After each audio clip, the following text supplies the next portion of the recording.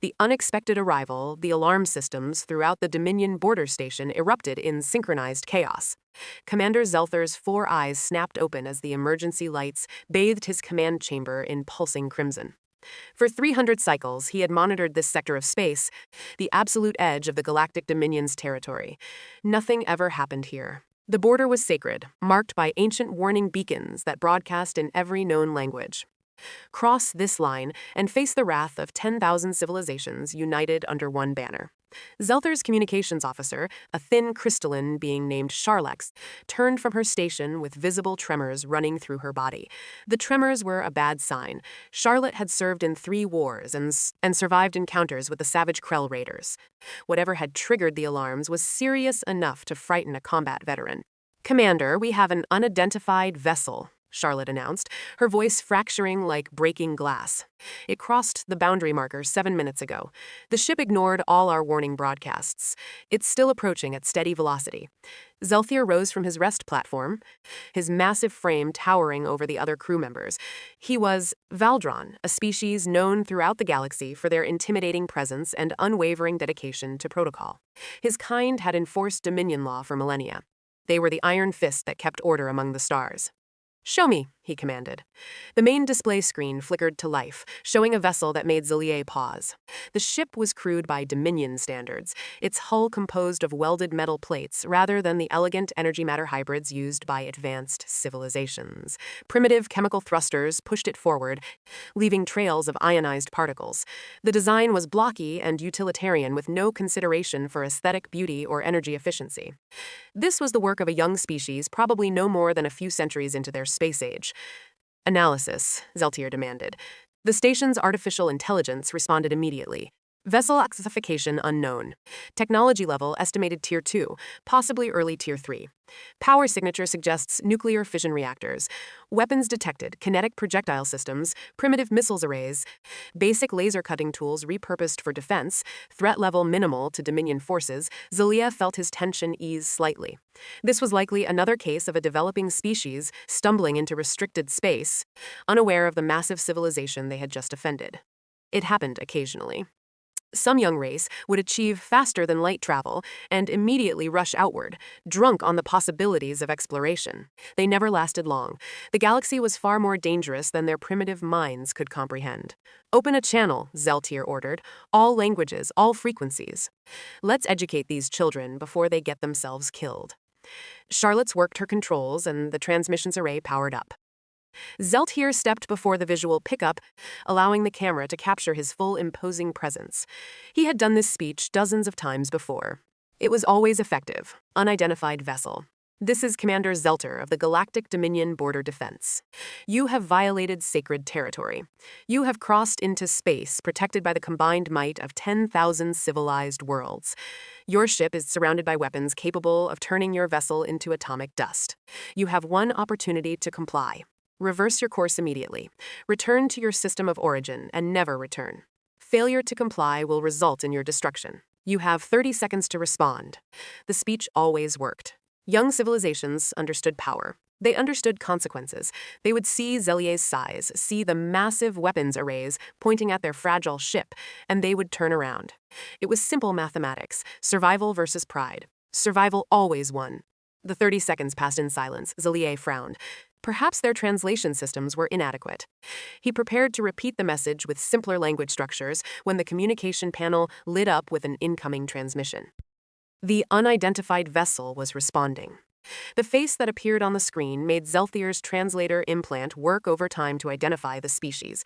The being was bipedal, with smooth skin and a pale tan color. Hair grew from the top of its head, and an odd brown mass. 2 forward-facing eyes, common among predator species, regarded him with an expression that the translator identified as mild curiosity mixed with friendliness. "Hello there," the being said, its mouth moving to form sounds that the translator rendered into galactic standard. "This is Captain Marcus Webb of the Earth Exploration Vessel Wanderer. We're receiving your transmission, but I think there might be some confusion. We're not here to cause trouble. We're just passing through on our way to investigate some interesting readings we picked up about 40 light-years spinward." Beautiful sector of space you've got here, by the way. The stellar formations are remarkable. Zelthier stared at the screen, his mind struggling to process what he was hearing. The being, this Captain Webb, was treating this situation like a casual conversation between neighbors. There was no fear in those strange eyes, no panic in that steady voice. The human, for that was apparently what this species called themselves, seemed completely unconcerned that he was one command away from total annihilation. Captain Webb, Zelthier said slowly, keeping his voice measured and dangerous. Perhaps you did not understand my message. You are in violation of Dominion space. This is not a negotiation. This is not a discussion. You will turn around or you will be destroyed. Marcus Webb smiled. The expression showed teeth, which among most species was a threat display. But the translator insisted this was a friendly gesture among humans. I heard you, Commander. But see, here's the thing. We checked our star charts pretty carefully before we left Earth. This region isn't marked as belonging to anyone. It's open space. We're exercising our right to free navigation, as outlined in the principles of spacefaring conduct we established. We're not interfering with anyone, not making territorial claims, just passing through. Zelthier felt his secondary hearts begin racing. This wasn't how these encounters went. The human was supposed to be terrified. Your star charts are wrong, he growled. The Dominion has claimed this territory for 15,000 of your years. Our beacons mark the boundary clearly. Oh, those beacons? Marcus nodded thoughtfully. Yeah, we picked up those signals about 2 days ago. Interesting technology. We tried to respond, but the communication protocols were pretty ancient. Our AI spent hours trying to crack the encryption, eventually gave up and decided we'd just explain ourselves if we ran into anyone. Which, hey, here we are. Nice to meet you, by the way. Behind Zelter, Charlex whispered urgently, Commander, they didn't understand the warnings. Their technology couldn't interpret the beacon signals. They genuinely don't know what they've done. But that wasn't what bothered Zelthier. What bothered him was the complete absence of appropriate fear. He had made himself clear. He had explained the danger.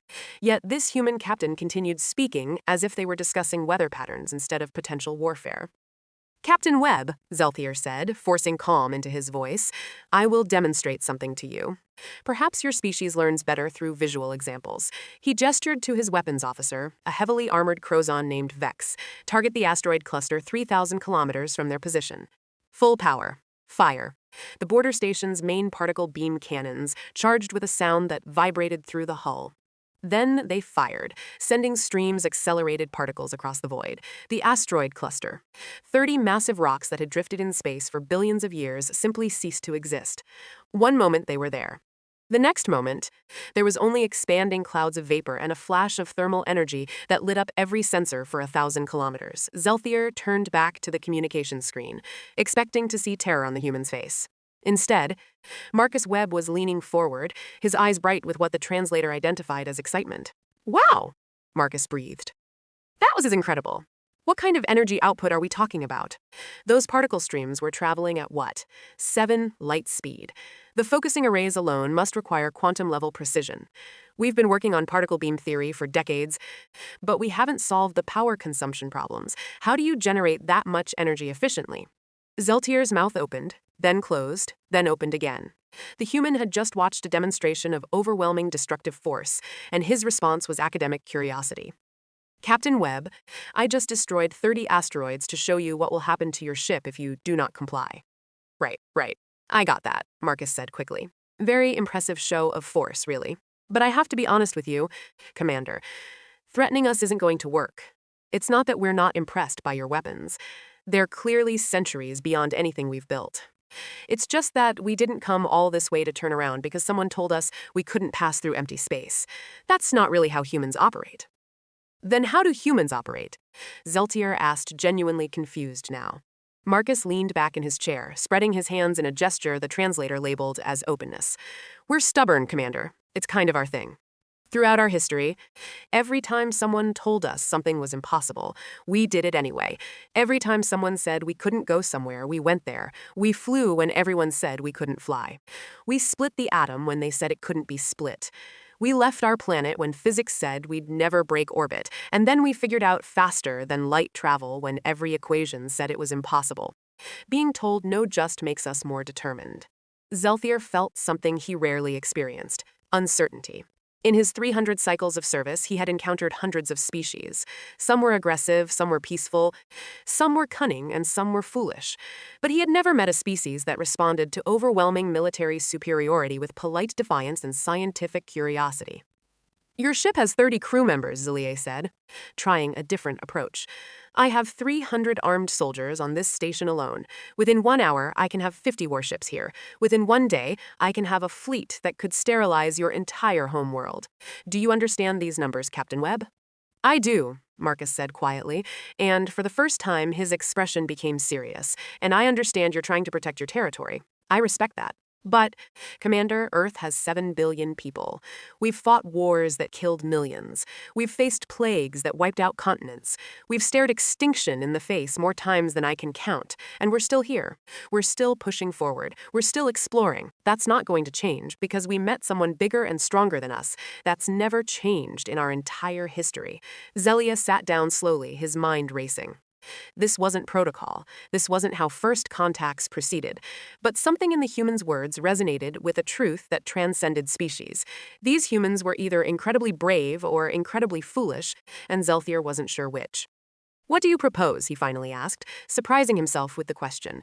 Marcus smiled again. We keep going. You watch us pass through. Nobody gets hurt. Nobody starts a war. In a few days, we'll be out of your territory and investigating our stellar phenomena. Then we'll head home with data about beautiful space formations and stories about meeting the Galactic Dominion. Everyone wins. Absolutely not, Zelthier said immediately. The law is clear. No unauthorized vessels in Dominion's space. Then authorize us, Marcus suggested. Give us a temporary pass. Isn't that better than starting an interstellar incident over what amounts to a misunderstanding?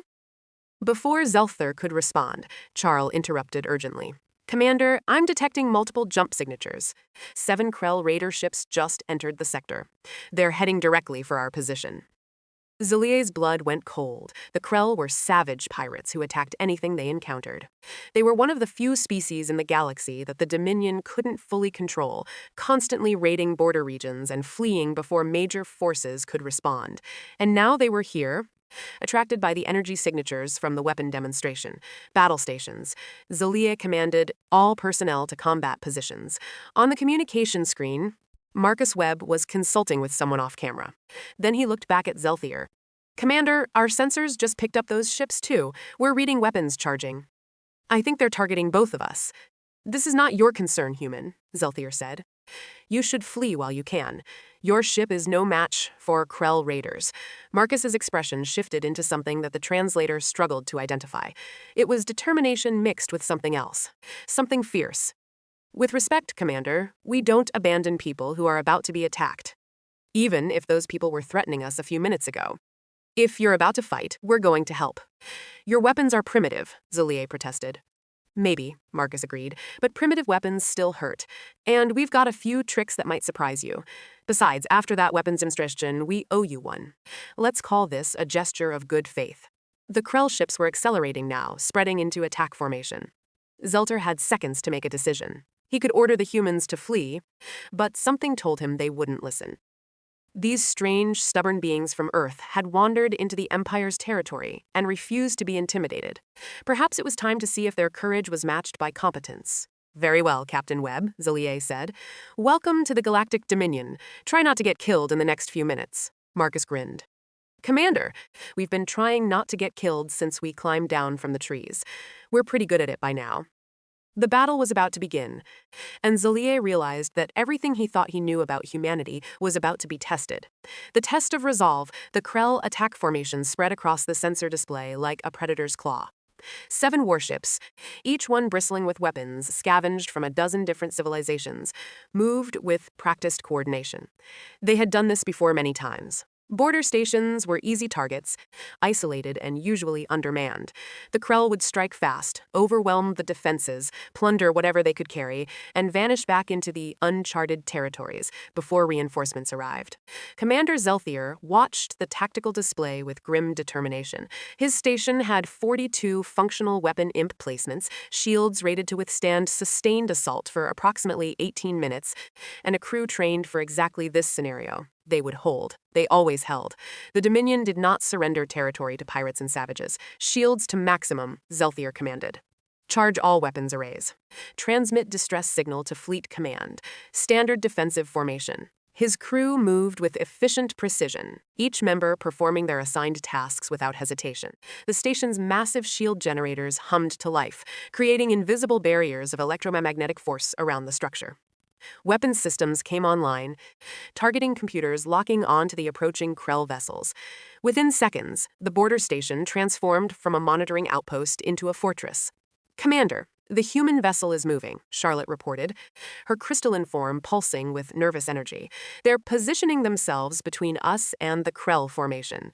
They're broadcasting on all frequencies." Zelthier pulled up the communication channel and heard Captain Marcus Webb's voice, steady and clear, speaking in what the translator identified as English, before rendering it into Galactic Standard. "Krill vessels. This is Captain Marcus Webb of the Earthship Wanderer.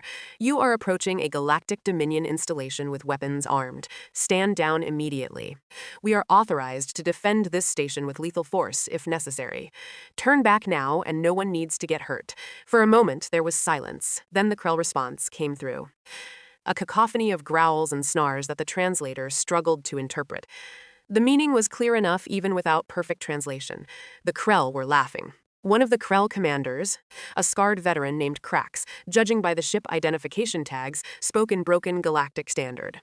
"Little prey ship thinks it can stop Krell. You die first. Then we take Dominion Station. Then we take your ship pieces as trophies." Zelther activated the direct channel to the Wanderer. "Captain Webb, you should withdraw. The Krell do not negotiate. They do not show mercy. Your ship is a fraction of their size." Marcus' face appeared on the screen again, and Zelie noticed something different in the human's expression. The friendly curiosity was gone, replaced by cold calculation. "Commander, I appreciate the concern, but we've dealt with bullies before. Besides, your station has families on board, right?" "Civilians? We're not leaving." "How did you know about the civilians?" Zeltier asked, surprised. "We scanned your station's life signs when we first arrived," Marcus admitted. "Standard procedure. We counted 317 individuals, including 62, that match the biological profiles of juveniles based on size and metabolic rates. That means children, Commander." "So, yeah, we're staying." Before Zelie could respond, the Krell opened fire. Plasma bolts and kinetic projectiles string both the station and the human vessel. The border station's shields flared brilliant blue as they absorbed the impacts, energy dissipating across the defensive field in cascading waves. The attack was heavy but manageable for now. The Wanderer, however, didn't have shields. The human ship maneuvered with surprising agility, its primitive thrusters firing in complex sequences that sent it twisting through space.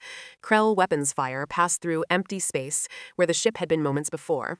The Wanderer was small and fast, using its size as an advantage, dodging between plasma bolts like a dancer, avoiding raindrops. "Return fire," Zelie commanded. His weapons officers unleashed the station's particle beam cannons, the same weapons that had vaporized asteroids minutes earlier. 2 Krell ships took direct hits, their shields buckling under the assault. But the Krell were experienced raiders. They scattered their formation, making themselves harder targets while maintaining constant fire on the station. Then the Wanderer fired its weapons, and Zelthier understood why Marcus had been confident. The human ship's kinetic cannons might have been primitive, but they fired with devastating speed, thousands of projectiles per minute, each one a small piece of dense metal accelerated to incredible velocities. The Krell shields, designed to deflect energy weapons, were less effective against solid matter. Holes appeared in their defensive screens, and human projectiles punched through armor plating.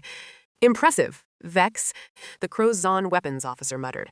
"They're using volume of fire to overwhelm shield recharge rates. Crude but effective." 1 Krell ship damaged by the human attack veered away from the formation. The other 6 intensified their assault, focusing on the Wanderer now that they recognized it as a threat. Plasma fire surrounded the human vessel, and Zelthier watched in horror as several bolts struck the ship's hull. Metal vaporized. Sections of the outer plating peeled away. Atmosphere vented into space from ruptured compartments. "Wanderer, report status," Zelthier demanded.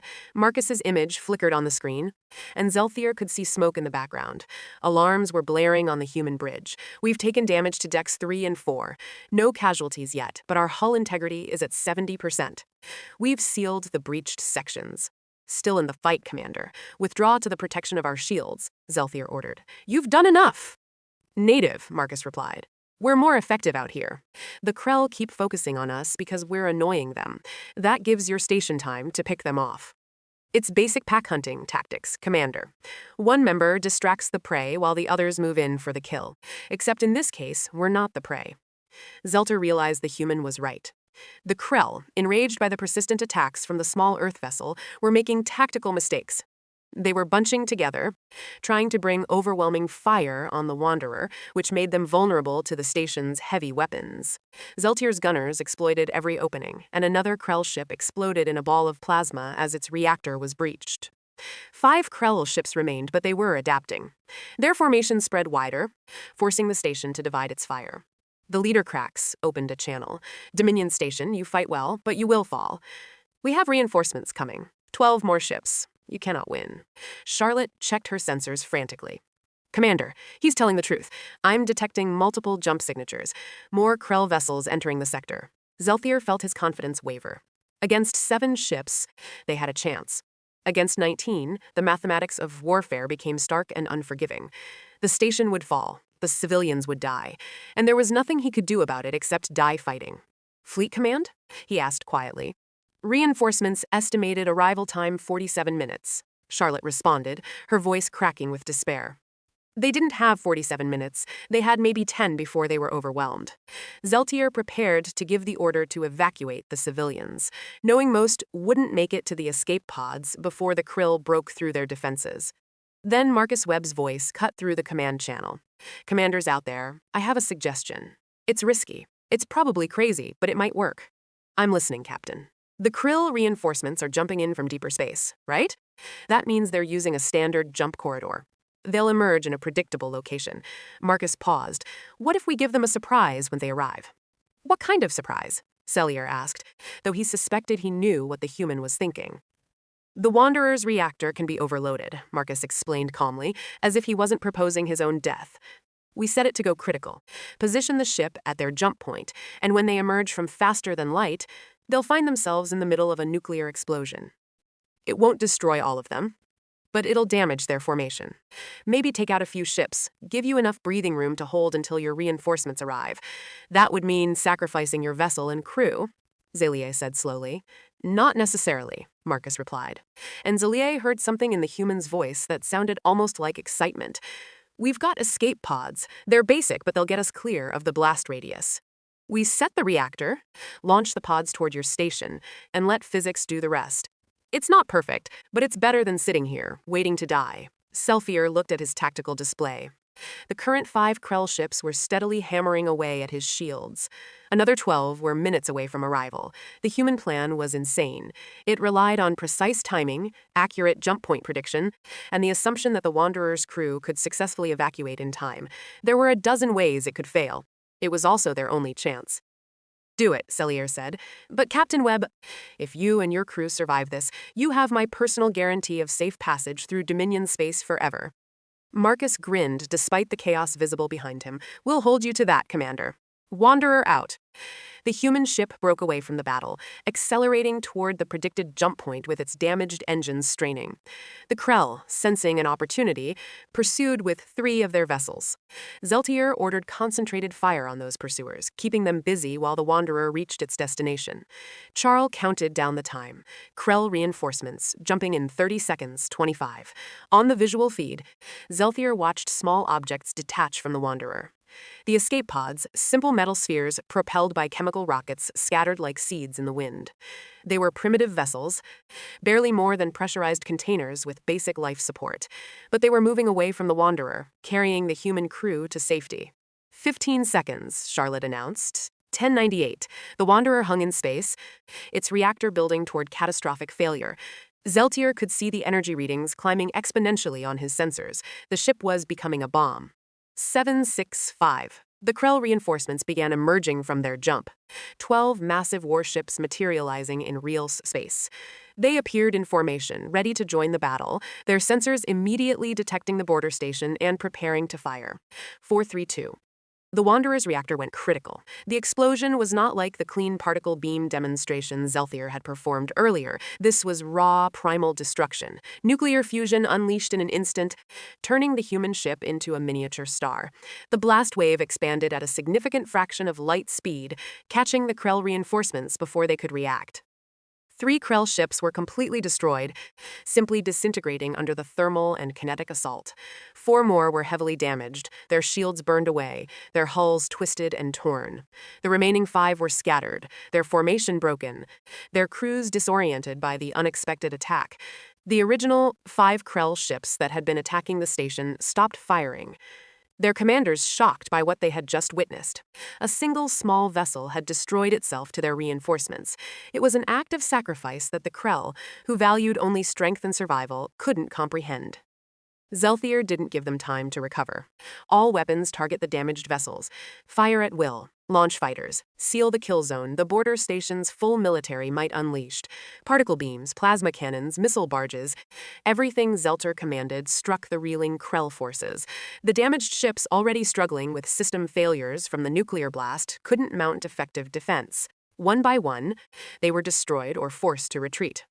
The remaining Krell vessels, realizing they had lost the advantage, jumped away. The battle was over. Zelthier immediately ordered recovery operations for the human escape pods. His crew worked frantically, using tractor beams to pull the primitive vessels into the station's landing bays. Medical teams stood ready, unsure what to expect from this alien species. The first escape pod opened and Captain Marcus Webb stumbled out, his face covered in soot, his uniform torn but alive. He looked around at the assembled Dominion personnel and managed a weak smile. Well, that was exciting. Everyone make it. Zeltier approached the human, his massive form dwarfing Marcus's comparatively small stature. For a long moment, he simply looked at this strange being who had wandered into Imperial territory, refused to be intimidated, and then saved hundreds of lives through courage and ingenuity. Then, Commander Zellier did something he had never done in his 300 cycles of service. He bowed. It was a gesture of deep respect among his people, reserved for warriors who had proven themselves in battle. Captain Webb, Zellier said formally, on behalf of the Galactic Dominion, I extend to you and your crew our profound gratitude. You fought with honor. You saved lives. You demonstrated qualities that we respect above all others. Courage, selflessness, and determination. Marcus returned the bow awkwardly, clearly unfamiliar with the gesture. We just did what anyone would do, Commander. No, Zelthier corrected gently. You did what humans do. You wandered into our territory. You refused to be intimidated by threats or overwhelming force, and when faced with impossible odds, you found a way to win. I am beginning to understand your species, Captain Webb. I believe the galaxy is about to be introduced to something remarkable. Over the next hour, all 30 human crew members were recovered safely. They were brought into the station, given medical treatment for minor injuries, and offered food and rest. The Dominion personnel, initially wary, found themselves fascinated by these strange beings who treated near-death experiences with casual humor and bottomless curiosity. When reinforcements finally arrived, 47 minutes late as predicted, they found the battle already won. Fleet Admiral Corrin, a distinguished officer with centuries of experience, boarded the station and demanded a full report. Zeltier provided every detail, including the part about threatening to destroy the human vessel. Admiral Corrin listened in silence, his expression unreadable. When Zeltier finished, the Admiral turned to Marcus Webb, who stood waiting with his crew. Captain Webb, Corrin said slowly, you violated Dominion territory. Under our laws, that is an act of aggression that warrants severe consequences. Marcus stood straight, meeting the Admiral's gaze without flinching. Yes, sir, we did. We didn't mean any harm, but I understand that ignorance isn't an excuse. If there are consequences, my crew and I will face them. Corrin's stern expression suddenly broke into something that might have been a smile. The consequence, Captain, is that you and your crew are hereby granted honorary citizenship in the Galactic Dominion. You are welcome in our space anytime, anywhere. Furthermore, I am recommending to the High Council that formal diplomatic relations be established with Earth immediately.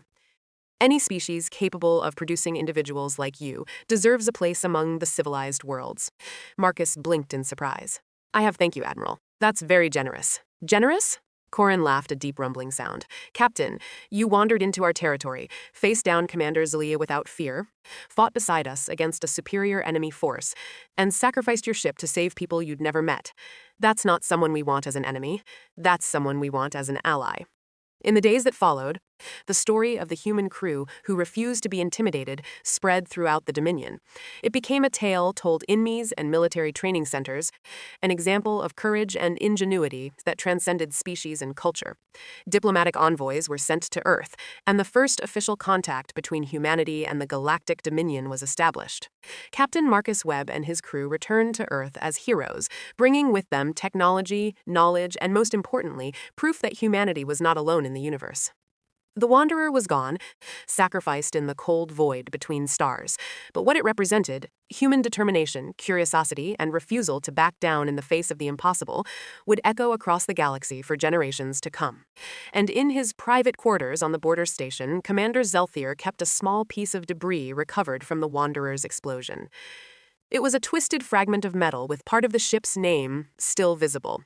He kept it as a reminder that sometimes the most dangerous beings in the universe weren't the ones with the biggest weapons or the most advanced technology. Sometimes they were the ones who simply refused to be intimidated, who wandered into places they weren't supposed to be, and who faced overwhelming odds with nothing but courage and a stubborn refusal to give up. The galaxy had just met humanity, and nothing would ever be quite the same again.